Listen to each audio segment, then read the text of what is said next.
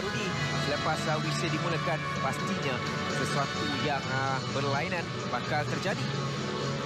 Ya, sudah semestinya kerana kita tahu kita boleh lihat Faizal Maliah menggunakan pengalaman yang ada pada beliau dan 5 clean sheet yang beliau lakukan memang adalah satu pencapaian terbaik untuk diri beliau dan juga pasukan JDT itu sendiri. Tetapi untuk pasukan Kedah, walaupun mereka membolosi 12 jaringan, tetapi tidak mustahil untuk pemain-pemain pertahanan kerana kita boleh lihat hanya baru 2 perlawanan Renan Alves diturunkan. Sudah semestinya dengan kehadiran beliau perlu ditagih oleh pemain-pemain lain untuk mengawal pemain-pemain pasukan JDT pada perlawanan malam ini.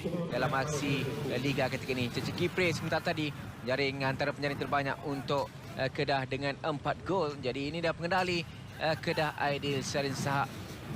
Benjamin Wara sepertinya mengharapkan sesuatu yang lebih baik dipamerkan oleh anak-anak buahnya untuk perlawanan pada malam ini. Mereka gagal mendapatkan kemenangan dalam 2 perlawanan terakhir, tewas kepada Terengganu dan terikat 1-1 menentang Kuala Lumpur City di minggu yang ke-11. Jadi malam ini menentang Kedah Darul Aman.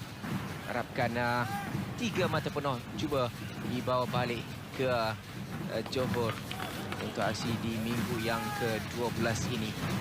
Jadi Rudi 4-1-3-2 formasi Kedah pada malam ini. Ya, memang betul. Apa yang kita boleh lihat, ini adalah formasi 4-1-3-2 yang diturunkan oleh Aidil.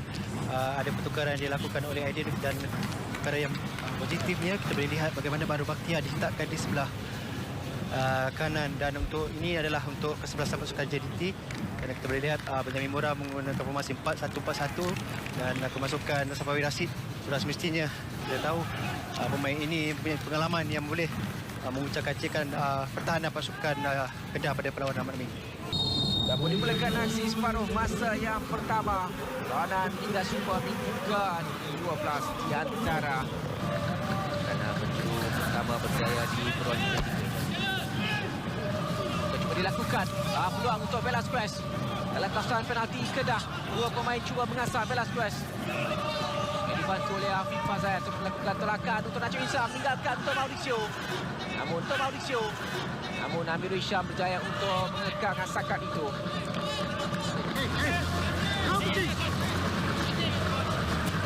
Dan ke dalam. Pelanggaran berlaku. Dari Sari.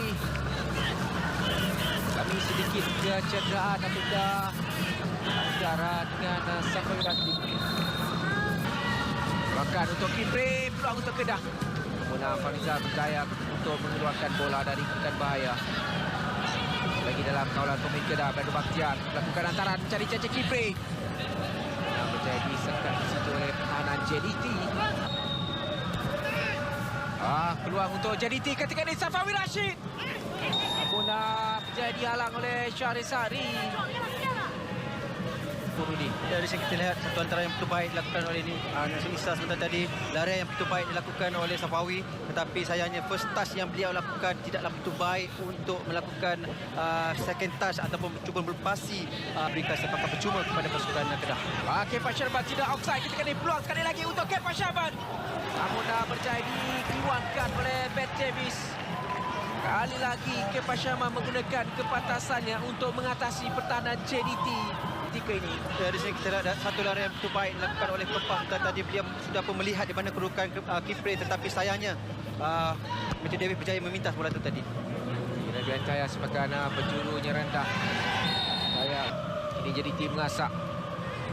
Paxson jadi ruang merupakan percubaan dari Paxson. Tidak tepat percubaan dari Paxson da Silva. Jaring terbanyak.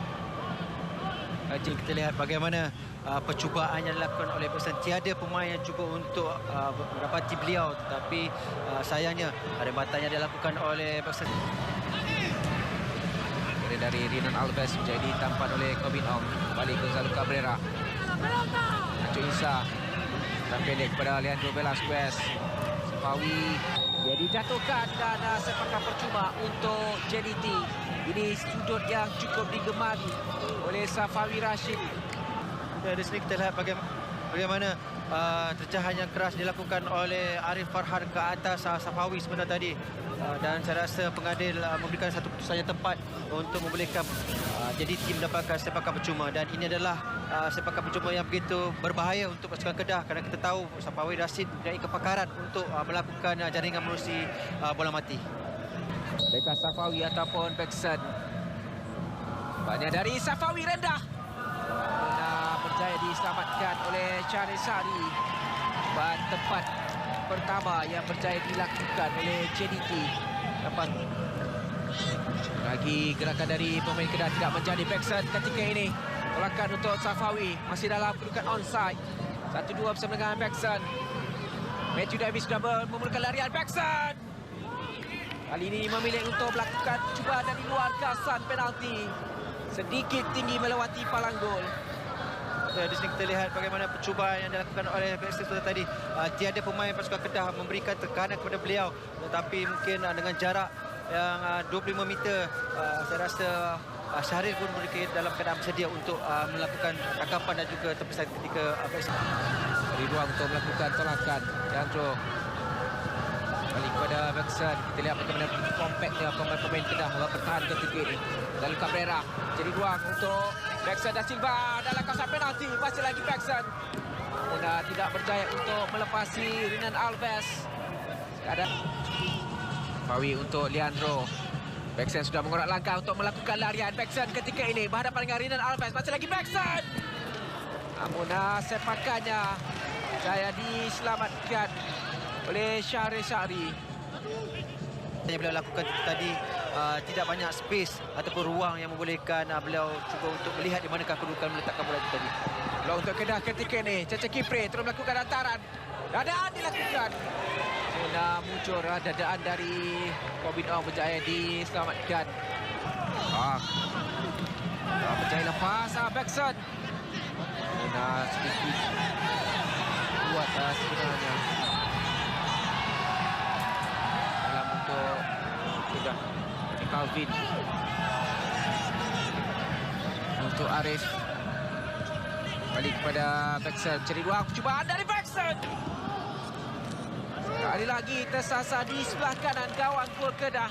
Bagaimana satu rembatan yang betul baik dilakukan kerana kita tahu Bekson mempunyai kekuatan kaki kiri dan juga kaki kanan, dan hasilnya beliau cuba untuk melakukan rembatan di luar kotak penalti kerana kita tahu Karena Sumareh ini Bekson jadi ruang untuk melepaskan sepakan. Cubaan dari Bekson. Sekali lagi sedikit tinggi melewati palang gol. Sudah beberapa kali percubaan Bekson hanya mampu melakukannya dari luar kawasan penalti. Agak untuk melakukan percubaan tepat, Rudi. Ya, di sini kita lihat sekali lagi Bekson melakukan rebatan di luar kotak penalti kerana kita tahu kesukaran pemain ini untuk memasuki di dalam kotak penalti, dan hasilnya kita boleh lihat bagaimana tendangan yang betul baik, teknik yang betul baik, tetapi terlepas peluang ketika ini JDT. Bekson nanti peluang tolakan untuk Arif Aiman. Masih lagi Arif untuk Bekson. Terus dikeluarkan oleh Anu Mandan. Selamat. Arif untuk Sumareh, tidak offside. Peluang untuk Sumareh. Kesentuhan dan sepakat penalti untuk Jonar Tazim. Di minit-minit akhir separuh masa yang kedua. Renan Alves menjatuhkan Mado Sumareh. Sekali lagi apa yang berlaku, Rudi? Ya, di sini kita lihat bagaimana tackle yang dilakukan oleh Renan Alves ke atas Sumareh, dan kalau kita melihat bagaimana saya rasa ada kontak yang dilakukan oleh Renan Alves sebentar tadi, dan penalti diberikan oleh pasukan JDT. Laksana bukan yang baik ketika ini dari Bekson. Mudah untuk menewaskan Syahrir Syahri. Jadi 1-0 kedudukan berubah di Stadium Darul Aman.